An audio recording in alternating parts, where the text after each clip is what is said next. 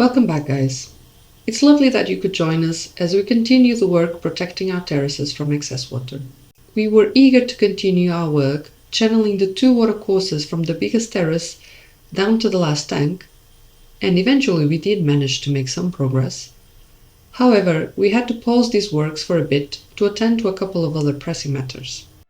On one hand, the intense rain over the past couple of months meant that the flow of the streams was much greater now, and so our temporary solution to channel one of the watercourses was no longer working as well.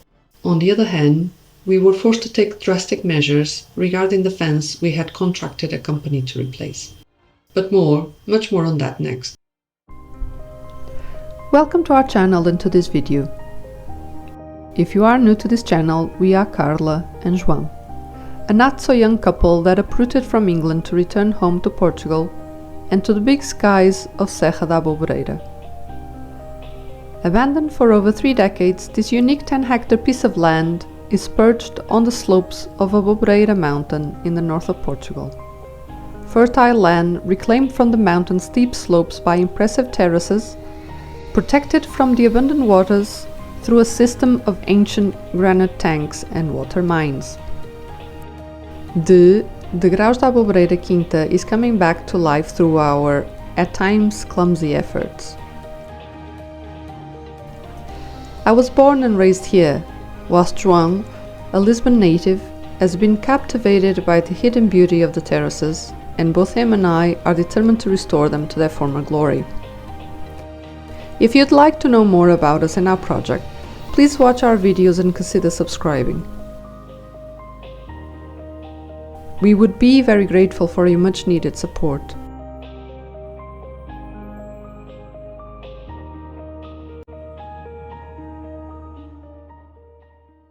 So we're back to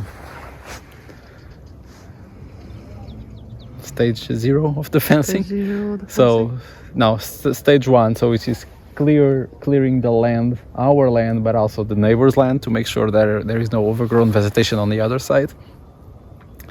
So we have our best friend here, our diggy, Our kato. our diggy thingy.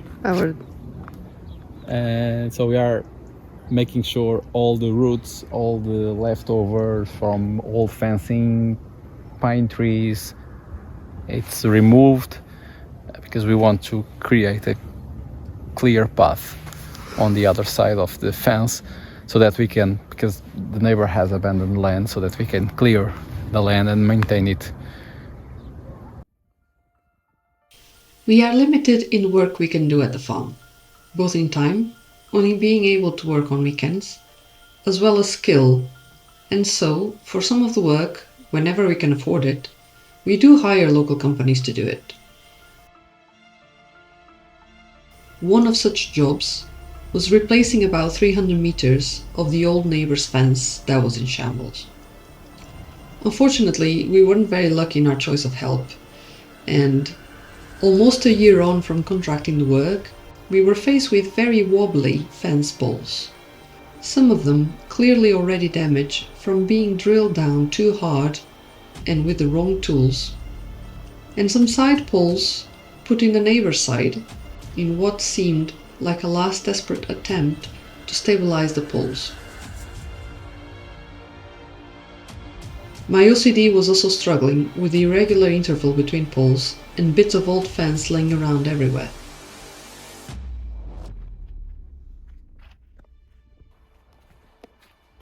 After inquiring with some other fencing providers, we discovered that the poles the guy we had hired had acquired were too short for the fence height we wanted, and so it was never going to work. When confronted with that, the guy refused to acknowledge the mistake, and so finally we've ran out of patience and cancelled the work.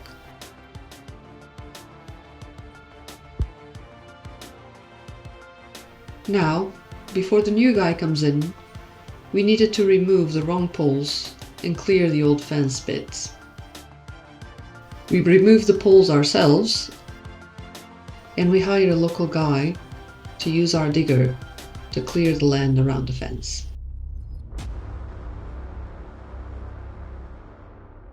So I'm going to show you now what happens when you when you subcontract people that have no idea what they're doing. So this is supposed to be our limits, and we're supposed to have a metal, is it net? Not net. Fence. But it was not going as we wanted. Now it's just removing all the poles. And so I'm going to show you how well. Poles as in wooden poles. No, that's not good.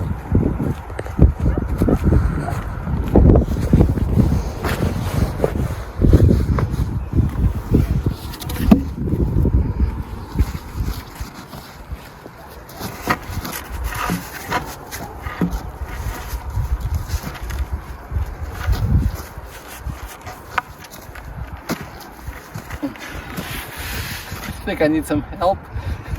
Yeah, it's a two-man job, but you said I'm not working very well, so if you manage to dig that out by yourself, it's a free dinner for you.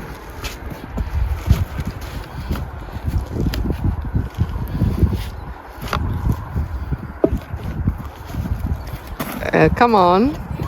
No, that's not what we've agreed. You are breaking the pole. You said free dinner, right? Yes, you are breaking the pole.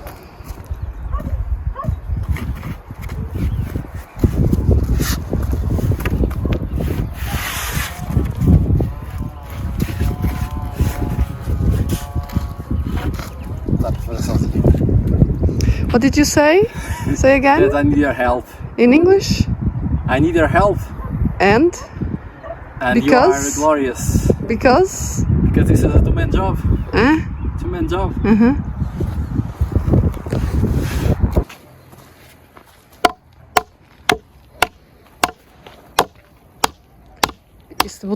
E se acertares por baixo do que está na diagonal? Já fiz isso. O problema é que ele é parafuso. E o parafuso... É parafuso? É, estes são parafusos. Vês aqui a cabeça, ou seja, ele está... E esse é o que estava a segurar a vedação toda? Este era basicamente o que estava a segurar a vedação toda.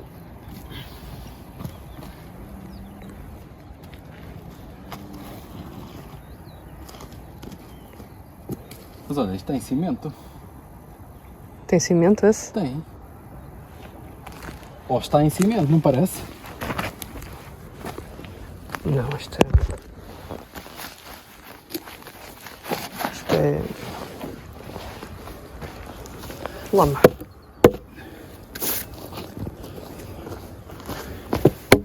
Só se ele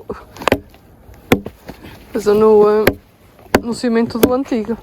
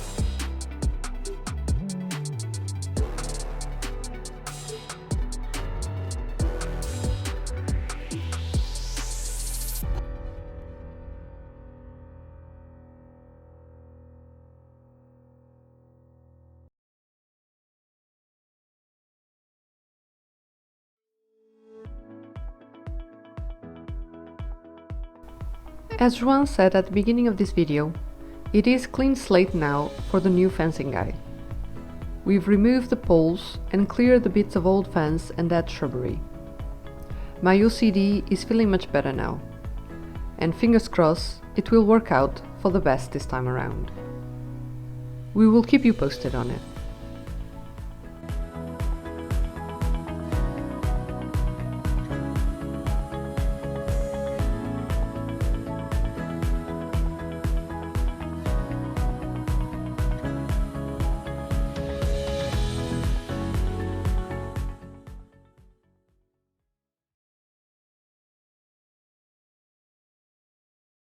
Está a sair para fora aqui. Está a sair muito para fora. We remember that there was a small water tank by the abandoned houses, and that perhaps we could use it. On the way there, we saw that there had been a recent collapse of one of our walls. A reminder of how urgent our work really is. Faz assim, é? Então, qual é a tua ideia? Ah, não, lá.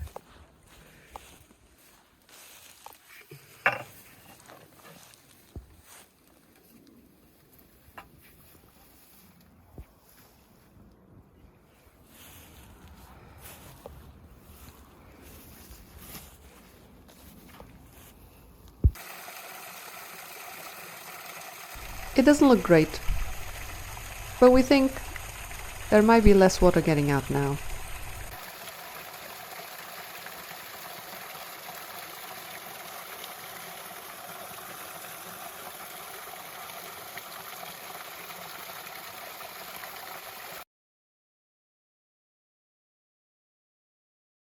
When we finally managed to get back to the work of uncovering the terraces to channel the water, we had to contend with the only terrace in the farm we hadn't been to yet. A small terrace just above the massive glass tank that didn't seem to have any access and was covered in overgrowth.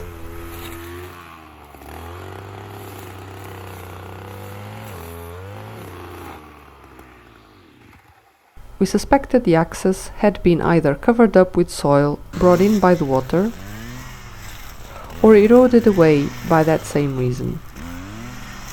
In any case, we had to get in slowly and very carefully, as we had no idea how the conditions were underfoot. We only knew that there was a lot of water coming in and out of the terrace. I'm afraid I had to stop filming to help João, so I didn't capture the moment when he tentatively steps into the next terrace for the first time.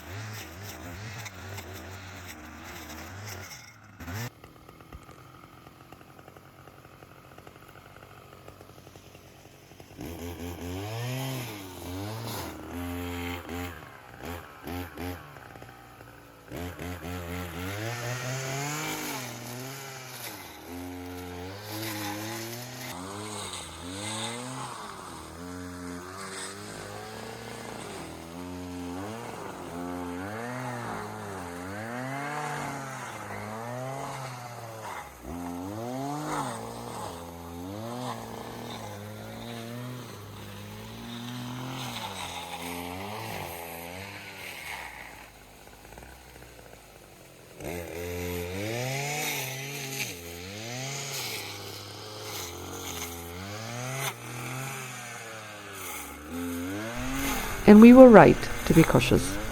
After clearing most of it and finding the water course, João fell into a small sinkhole, only stopping at the waist. Thankfully he was fine, with only his pride hurt, but this was a stark reminder of the dangers we face when working in these conditions, and how careful we must be. Então, Martinha, ias morrendo. O que é que foi? Caíste ali num buraquinho, foi? Ali já é o tanque. Ali já é o tanque. Já é a árvore morta aqui. Sim. Aqui atrás desta. Ainda andei a cortar ali, mas depois, pronto. E ali ganhei um bocadinho de confiança a mais, mas estava terra Sim, sólida. ganhaste. Confiança a mais. Aqui era onde costumava vir a água.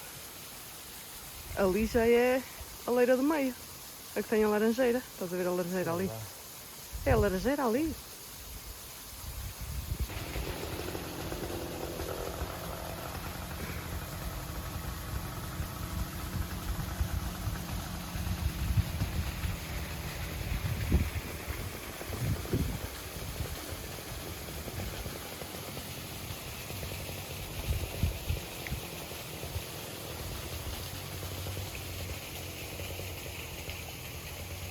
One day I'll see a nice beach in this tank. And that was it, guys. That was how much we managed to do that weekend.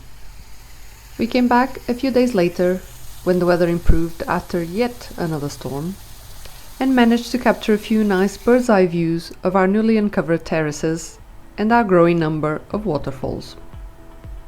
I'll leave you with those, and hope to see you at our next episode, which will be next year. Until then, take care and have a lovely new year.